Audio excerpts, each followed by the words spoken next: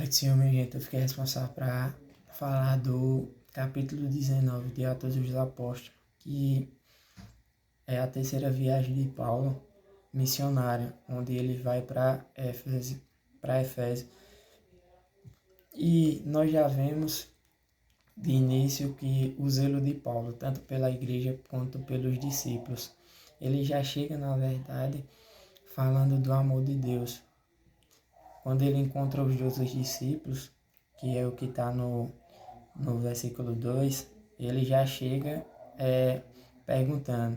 Ele perguntou: vocês receberam o Espírito Santo quando creram? Não, respondendo eles, nem sequer ouvimos que existia o Espírito Santo.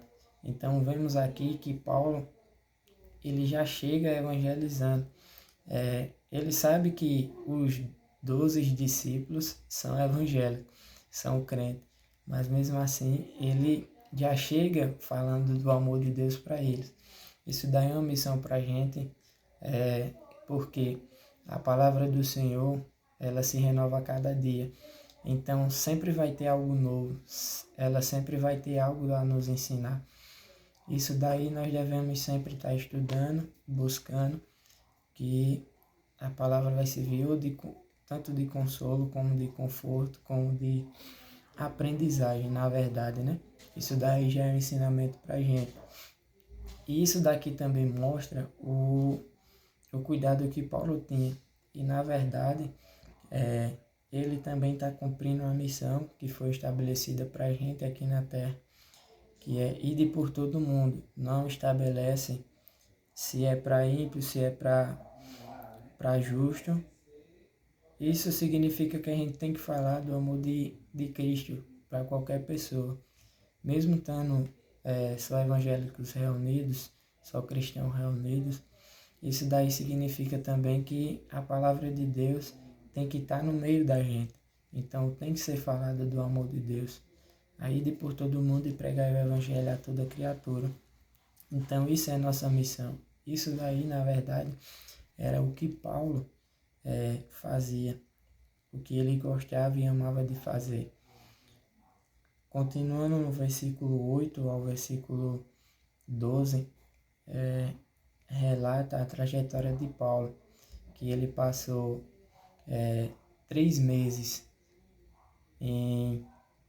na sinagoga e passou 2 anos na Ásia. E para ver a dimensão que era em Éfeso, que foi onde ele depois pregou a palavra, era que a dimensão lá estabelecida entre 400 mil pessoas a 600 mil pessoas. Então, aí nós vemos que realmente Paulo alcançou por meio de Jesus. Na verdade, as pessoas ouviram falar do amor de Jesus por meio de Paulo pela dimensão só da cidade de Éfeso. E ele passou 2 anos pregando na Ásia. Isso daí nós vemos que Paulo realmente passou essa temporada todinha falando do amor de Deus, cumprindo uma missão que a gente tem aqui na época. Em destaque ficou o versículo 10. Isso continuou durante 2 anos seguintes. E gente de toda a província da Ásia, tanto os judeus como o grego, ouviram a palavra do Senhor. Isso significa que Paulo, a todo momento, estava falando do amor de Deus. E isso daí que deu resultado, como mais na frente eu vou falar. E voltando também um pouco para o início do capítulo, repercutiu a parte que Paulo tinha uma intimidade com Deus tremenda, que foi quando ele impôs sua mão sobre os discípulos e os discípulos foram batizados com o Espírito Santo. E também começaram a falar em línguas. Isso mostra a intimidade que Paulo tinha tanto com Jesus, e ele sabia o que estava fazendo e que estava falando, porque o impacto foi tão grande nessa trajetória de Paulo na Ásia, que pessoas viram que realmente era Jesus, Deus, na vida de Paulo. Isso repercutiu tanto que no versículo 13 ao versículo 20 fala dos filhos de Seva, que foram os rapazes que, por meio do nome de Paulo, tentaram expulsar os demônios. E no versículo 13 vai relatar: alguns judeus viajavam pela cidade expulsando o espírito maligno. Tentavam usar o nome do Senhor Jesus, dizendo: ordeno que saia em nome de Jesus a quem Paulo anuncia. Então, o impacto foi tão grande do trabalho que Paulo fez na Ásia, por meio do nome de Jesus, que pessoas estavam usando Paulo por meio de Jesus para expulsar demônios. E a passagem continua porque o espírito maligno foi também ousado, né? Os homens que faziam isto eram os 7 filhos de Seva, um dos principais sacerdotes. Certa ocasião, o espírito maligno respondeu: eu conheço Jesus e conheço a Paulo, mas quem são vocês? E o homem possuído pelo espírito maligno saltou em cima deles e atacou com tanta violência que fugiram de casa, dispersos e feridos. Então aqui nós vemos que o evangelho que Paulo estava pregando era genuíno, era verdadeiro. E pessoas que ficaram sabendo desse acontecido ficaram tão maravilhados que naquela época quem tinha livros, que era a busca do conhecimento, era porque tinha uma aquisição, poder aquisitivo maior. E se vocês pesquisarem, vão ver que eram muito caros. E naquela época o pessoal valorizava tanto, muito dinheiro, como vamos ver mais à frente. Então esse fato acontecido foi tão grande que pessoas iam, só através do acontecido, iam lá e reconheciam que Jesus Cristo era o único Salvador. Esse fato gerou tanta repercussão que pessoas criam e se arrependiam na mesma hora e aceitavam a Jesus.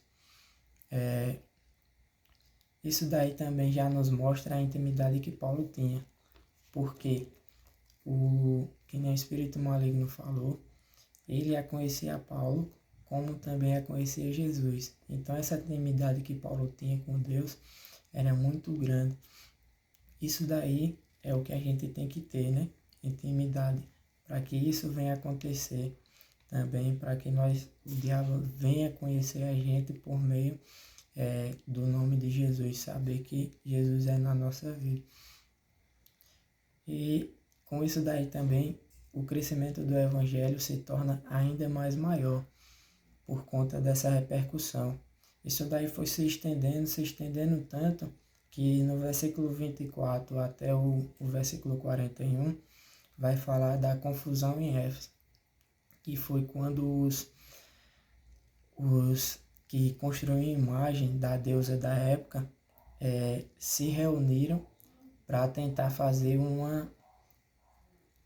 uma confusão na realidade, porque isso que tanto Paulo falava do amor de Deus, esses milagres que Paulo operava na época, que a palavra também vai relatar que até seus lenços e vestes curavam, isso daí repercutiu tanto que acabou afetando o comércio de imagem da época, que era a deusa que eles criam.